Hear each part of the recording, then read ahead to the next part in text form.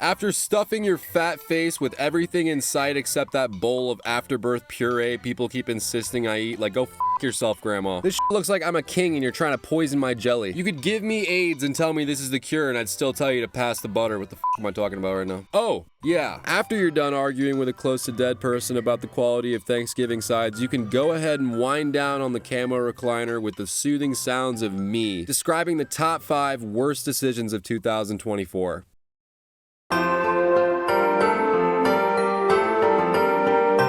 Now, as you all know, horrible decisions are a dime a dozen in the UFC, and it seems like the problem gets worse as the years go by, especially with the totally non-influential gambling apps. Actually, f sarcasm. The UFC has come to a point where not only are they in bed with corporatized mob bosses, they got stupid game show hosts from the Hunger Games giving me detailed betting information I can use to lose my money faster. I gotta think the influx in horrendous judging has something to do with that, but we're not gonna get into conspiracy theories because exposing these idiots with their own work would be way funnier. Instead, we'll assume the UFC is impervious to corruption and these judges are just simply inexplicably retarded sometimes. So with that, we still have the problem of the f***ing ocean of options 2024 has to offer. I consulted the Tapology top robbery list, but it exclusively covers decisions that went to the wrong guy. They don't consider decisions that went to the right guy but almost went to the wrong guy for no logical reason. You've got countless forgotten situations where 2 of the 3 judges had their shit together, and you look at the third guy's scorecard and you go, if that guy didn't have Andrade viciously sucking his balls under the table, then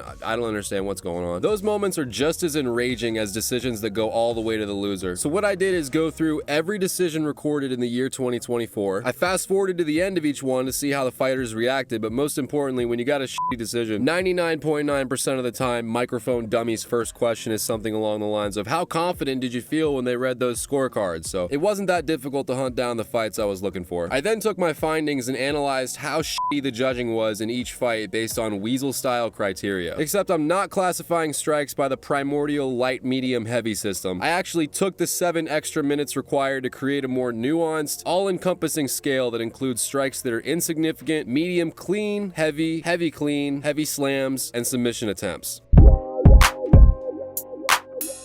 Beginning with supposed light strikes, I'll start by saying my theory behind not including them is that light strikes are insignificant from a judging perspective unless everything else is even. And if that is the case, that fight's not going to make this list anyway. And what I mean specifically by light strike is a strike where there is no significant connection combined with very little force produced by the strike. An example would be something like a clinch situation against the cage and a guy throws one of those weird momentumless taps on the noggin. Like there's cookies in there and he wants some. I literally punched myself in the head for like 30 seconds just like that, just to see if I could leave a bruise, but all I did was scare the dog. So light strikes of that nature are irrelevant. Now let's get into medium clean. A medium clean strike, by my definition, is any strike that connects solidly but doesn't have a high level of impact due to a number of factors. Maybe the fighter just didn't throw a strike with a lot of power and that was his intention. Maybe the fighter didn't have enough time to plant his feet before he threw, causing him to sacrifice some power, but the punch still lands flush. These kind of strikes are graded the lowest on the scale, but can come into play if amassed in a large quantity, which I'll explain in a second. Next, we have heavy strikes, which can be best represented by Paulo Costa's kicking style. You'll see him throw a massive body kick with all the oomph he can muster, and even though his opponent fully blocks it with his arms, the impact of Costa's power fucking launches people. These strikes are graded a step above medium clean and can have a serious impact on scorecards. I think that the misconception of an extremely powerful strike getting, quote, blocked is something that genuinely affects judging decisions, especially when several clean shots land in the mix. But for the purposes of this video, blocking a murderous shot with half your forearm doesn't exist. Which takes us to the most straightforwardly damaging strikes in MMA, the heavy clean. Not a lot of gray area here. The fighter plants his feet, gets full rotation of his hips, and lands a clean, hard strike on his opponent with a visibly high level of impact. All these strikes for the most part decide fights, but there are 2 other scoring criteria that need to be addressed despite the rarity of their occurrence. You've got heavy slams, which are a controversial form of scoring damage, but I happen to agree that a suplex is as significant as a heavy clean shot. And I feel the same way about submission attempts. When you commit to a choke and that obviously causes discomfort to your opponent to where he has to fight out of it, that's at least worth a heavy clean shot that you put all your effort into but didn't knock your opponent out with, or at least that's how I look at it. So even though it's not common, submission attempts and heavy slams will factor in the same as a heavy shot that lands clean. Pretty simple, but we have to consider the other strikes in direct relation to heavy cleans because there are plenty of scenarios where neither fighter is able to land a good clean shot the whole round. So I ultimately decided 3 medium clean shots equals 1 heavy clean shot, and 2 heavy shots equals 1 heavy clean shot. In the case where there's leftover medium clean or heavy shots are converted to 2 medium cleans, and that leaves a maximum leftover of 1 medium clean at the end of each round.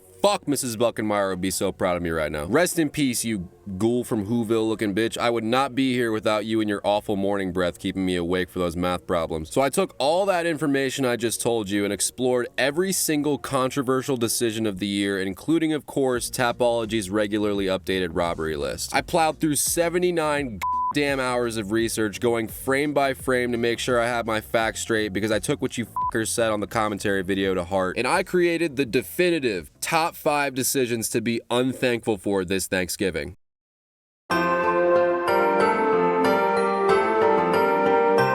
I know the diehards are going to be immediately alarmed by this fight being number 5. I know your brains are about to be firing on all cylinders trying to think of a robbery worse than this one, but I assure you this shit's going to get exponentially worse as the video goes on, so fucking buckle up. We begin with Joshua Kulabao versus Danny Silva, a fight that took place on the prelims of Tuivasa versus Tybura. Kulabao came in a more than 2-1 favorite against the up-and-coming prospect, and for good reason. Silva was 8-1 after his Contender Series victory, which is a goofy record, and I'll give him that. But Kulabao was the definition of established. I don't think anybody below him wanted him at that time, let alone for their debut in the organization. Fuck that. This fight was supposed to be Kulabao's bounce back after losing to an undefeated Lerone Murphy by decision. That loss is looking pretty shiny in hindsight. But Silva didn't give a dingo about his accomplishments. Bro took him on with sinister intent. We're probably gonna see him on the cut list eventually, along with stupid Kulabao if they keep taking these unreasonably difficult matchups. But I do love seeing massive implication fights going down when nobody cares. It's a cool little secret I get to enjoy by myself, like a French indie film. Now, we're not going to go through each individual strike for every round, though that'd be fantastic sleeping ASMR. You're just gonna have to trust me on the fact that a judge legitimately saw these accurately gathered stats happening in real time and came to the conclusion that they fucking came to. The first round was a rock-solid domination by Kulabao, though he only landed 1 more heavy clean than Silva. There was a moment where Silva damn near had a sub locked in, and if he really committed to it, something might have happened. But the amount of clean shots Kulabao slipped through took the first round clear as day. The second round saw Danny Silva rapidly gaining momentum. It was much closer than the first, but Silva was able to outland Kulabao by a small margin. At this point, it's 1-1 heading into the third round, and Kulabao does everything he can do to stop this fucking giant head on stilts assaulting him. And according to my calculations, he did a bang-up job. All of Silva's grappling led to nowhere, while Kulabao clearly pulled away on strikes. Neither fighter was able to land anything round-altering, but it was obvious to me even before I broke it down that Kulabao didn't need a boost. Fast forward to the scorecards, and Silva looked about as confident as the fucking Inglorious Bastards intro Jew. There was no indication that he got it done, but lo and behold, 2 of the 3 judges gave a 29-28 scorecard in favor of not Josh Kulabao. When the first card was read for Silva, it's actually hilarious that Kulabao swings his head over to look at the announcer like, what the f? And on the other side, Silva looks over at his coach like, what the f? Both what the fucks were for completely opposite reasons, and credit to Silva for not being delusional about it. But on this night, he was awarded a win he did not deserve.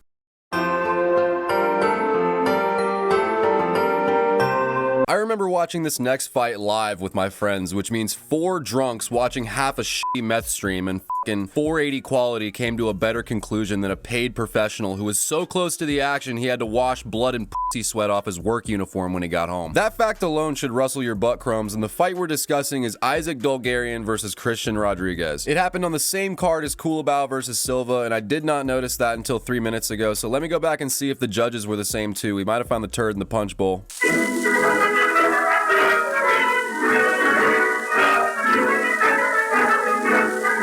Okay, I found the turd in the punch bowl. His name is Ron McCarthy. Dude gave Danny Silva the 29-28 he needed, and McCarthy also gave the scorecard needed to the victor of Dulgarian versus Rodriguez. It began with a crystal clear 10-8 round from Dulgarian. Rodriguez had no answer to the unrelenting pressure, and it took a lot of toughness to squeeze himself into round 2. Fortunately for Rodriguez, the magic stool replenished most of his HP, and a much more competitive round followed. Dulgarian still connected more overall strikes, but compared to the first round, this one would be hard to score. If you didn't happen to catch the grappling grappling domination from Dulgarian all throughout the round. Of course, with this caliber of a robbery, it's kind of funny to have to resort to grappling, but when a fighter not only establishes grappling dominance, but outstrikes his opponent as well, how could you possibly see it going to Rodriguez? Well, you wouldn't unless you spent all 5 minutes applying hemorrhoid cream instead of watching the fucking fight. When the third round began, Dulgarian was visibly out of gas after a thunderous 2 rounds of output. On the other side, Rodriguez was big fresh, so it became heavily apparent that putting him on his ass was priority number 1. He was landing a high volume of clean shots Dulgarian could not avoid to save his life. It got worse when he pulled the emergency takedown shoot because Rodriguez handily reversed him and pounded the shit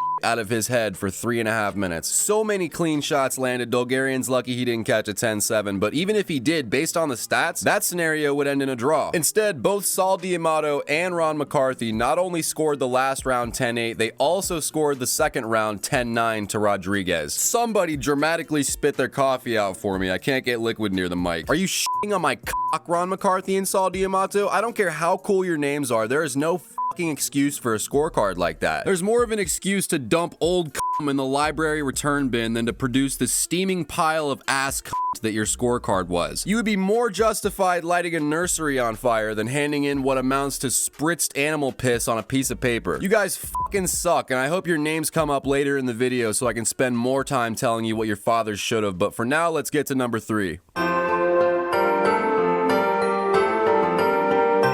I almost fell asleep when I rewatched the fight I'm about to show you, and to be honest, I just wanted to give up and move on. But I'm really glad I pushed through it because it turns out the lack of excitement made the results so clear that the scorecard I'm about to read will undoubtedly shock you. The fight went down on the Blanchfield vs. Fior main card between Njokuani and Reese McKee. When the first round commenced, Njokuani slowly established his stand-up efficiency with leg kicks while McKee struggled to find Njokuani's chin. It wasn't working whatsoever, and McKee's lead leg started showing visible damage.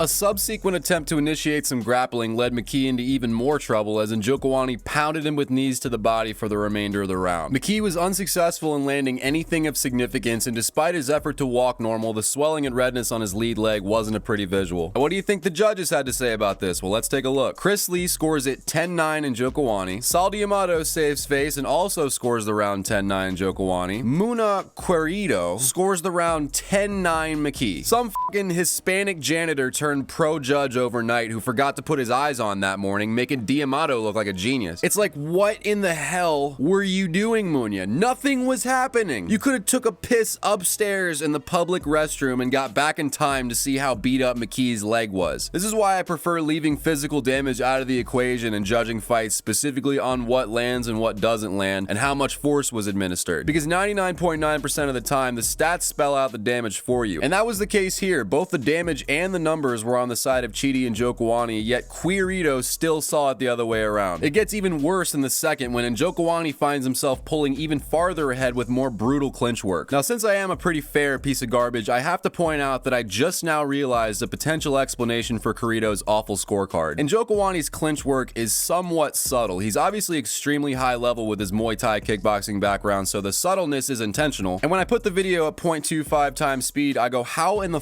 is he generating that type of power with his back against the cage? But when I look at it in real time, the knees are so quick and disguised by movement that I don't even know if Querido's seeing all of them. I'm not making excuses for the guy, believe me. If I saw him on the street, I'd hit him with a Super Bowl Gatorade sploosh. I'm just trying to find a reasonable explanation for how he saw the second round the same way he saw the first. When the round went worse for McKee than the first one did, he actually landed so few strikes that the live strike count matched my post-fight analysis strike count exactly. There was zero indication that McKee had won so much as a minute of the fight, but what do we see when we look at the scorecards? Chris Lee, 10-9 Njokuani. Saul D'Amato, 10-9 Njokuani. Muna Querido, 10-9 McKee. At this point, going through the third round is pointless. It wasn't a 10-9, so in hindsight, this fight had already been decided. Querido gave 2 dominant rounds to the wrong individual, and because of that, Chidi's Bang Bang shriveled to a mere 7 inches in fear of his career ending when they read those scorecards. It's impossible to present the next fight without a candlelight vigil. Unfortunately, candles are a fire hazard in Abu Dhabi, so Carlos Leal is gonna have to settle for a 3-minute time slot in my video. It was the opening fight of UFC 308, and Carlos Leal came in as a non-UFC roster replacement for Nursultan Ruzaboyev in his bout with Fakhretdinov. The stakes were incredibly high for both fighters. In Leal's case, he had a very respectable record for the level of competition he faced, not to mention the pressure to perform in a UFC fight you shouldn't have been in. On the other side, Fakhretdinov hadn't lost a fight since the middle of Obama's second term, and he was firmly established in the UFC, win or lose. Super high stakes drama, so when the first round started, I sat there wondering the same thing I always wonder, which is, will this plus 200 underdog nobody cares about fight like his life depends on a victory? It rarely happens when somebody steps out of the minor leagues to take on a certified UFC fighter on short notice, but Carlos Leal did more than fight for his life. He beat the absolute rhino shit out of Fakhretdinov for 5 minutes straight. Heavy clean strikes were relatively similar, though Leal edged him by 2. And in the heavy as well as the medium clean category, I mean, do I have to say it? You can count. Fucking guy almost doubles the amount of medium clean strikes and quadruples heavy strikes. I mean, this round is cut and dry. However, if we look at this stupid Al-Qaeda insurgents posing as judges scorecards, Hadi Muhammad Ali marked 10-9 Fakhretdinov, Michael Bell scored at 10-9 Fakhretdinov, and David Letheby puts himself on the line, scoring at 10-9 Leal. I hope his family's safe. But the other two motherfuckers gave the round to a fighter who dominated in 0 categories. We move on to the second round, and things even out quite a bit across the board. However, if you notice, it's abundantly clear who landed the more effective strikes. Leal fell behind in the medium clean categories and heavy slam, but overall he came out on top. Can you guess how the judges saw it? Well, let's take a gander. Hadi Muhammad Ali scored at 10-9 Fakhretdinov. David Letheby scores at 10-9 Fakhretdinov. I'm assuming they put his ass back in line with a severed pinky toe or some shit.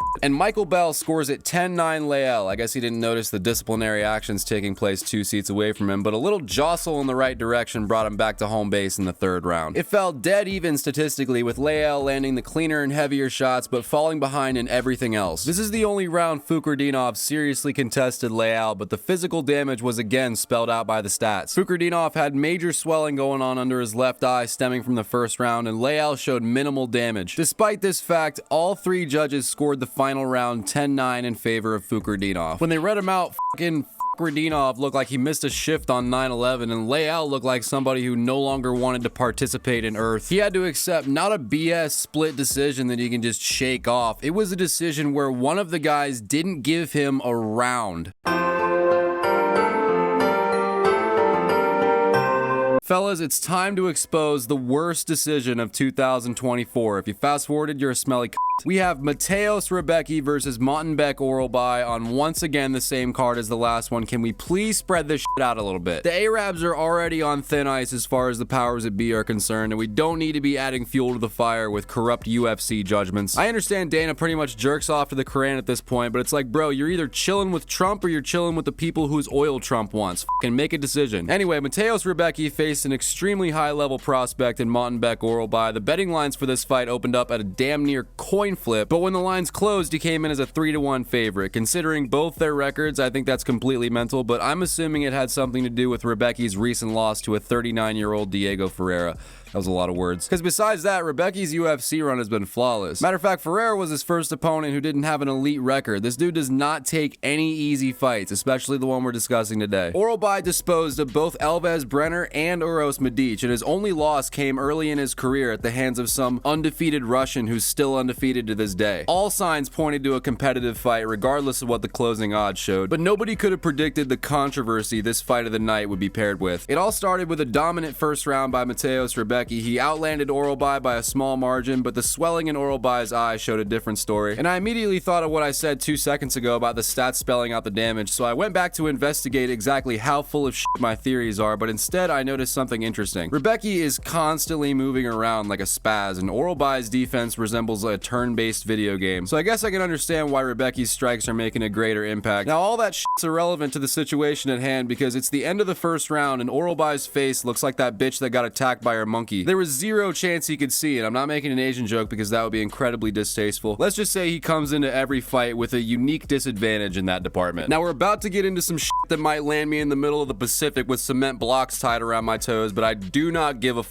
We're gonna go frame by frame, and I'm gonna show you the most corrupt corrupt medical professional I've ever seen. And the only medical professional I've ever seen was my pediatrician trying to lie my way into an Adderall prescription. So when the first round ended, we obviously can't see what transpired because the UFC would rather show us hard to read advertisements on a fucking billboard. Why do I have to interrupt my video about how fucked up shit is with some side shit about how fucked up shit is? Do you guys really not have the $14 worth of recording equipment required for such a simple feature? You could have two guys with their personal iPhones out like it's fucking World Star and I'd be satisfied with that. Instead, we gotta look at nonsense, but as soon as the camera cuts back, it shows what everybody watching thought was the end of the fight. Oralbai's eye was swollen beyond belief, and here's where we get into some self-danger, but like I said, we're going frame by frame. Fuck the how many fingers am I holding up thing, we're gonna ignore that for a second. Let's just look at Oralbai and observe what we can see with our own eyes. This is a portion of time where the doctor examined Oralbai, but I only included the eye blinks. His left eye makes a full blink every time. Full range and motion of the eyelid. And what do you see on the right side? Do any of you see movement here? There is a tiny portion of his face that tightens in accordance with his blink, but come on. This guy's about to go toe-to-toe with a trained killer and he couldn't pass a field sobriety test. Then we get to the how many fingers thing and it couldn't be more obvious that this clown is bought and paid for. Bro throws up a peace sign with his right hand, cupping the right side of Oralbai's face with his palm facing outward with no obstruction to Oralbai's good eye. On the side of that, from what I can see, Oralbai doesn't answer the question anyway, and his injury wasn't addressed for the rest of the fight, so make what you want out of that. Let's get to the scorecards for round one. All three judges gave a 10-9 to Mateos Rebecki. We move on to the second round where Rebecki found an incredibly high amount of clean strikes, also took a headbutt that opened a pretty gnarly cut, and that really sucks, but he outlanded Oralbai by a lot. It got to the point where Oralbai's chin was becoming the star of the show. However, the judges saw things a little bit differently. Ben Cartledge scored the second round 10-9 Oralbai. Jacob Montalvo scored it 10-9 Oralbai, and wait for it, Sal D'Amato scored it 10-9 Oralbai as well. Holy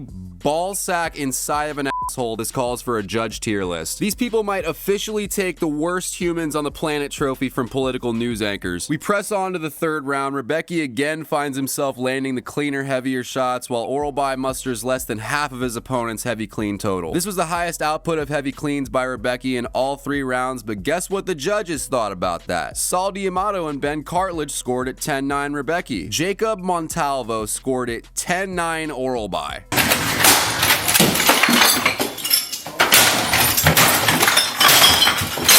Yeah, that's the angriest meme I could find. I hope it got the point across. This fight was a cut and dry 30-27.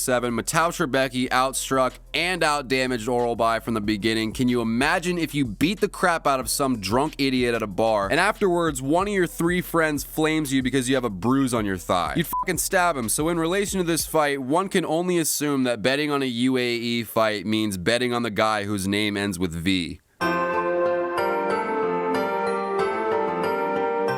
There really isn't much more to say about this blatant corruption, but I will leave you with one nugget of positivity. At the end of the day, Dana wants your money. So if bolstering a certain part of the world is the strategy Dana's using to try to make the sport more exciting, you might as well agree with that or stick a plumber snake in your pee hole because Dana's gonna do whatever the fuck he wants.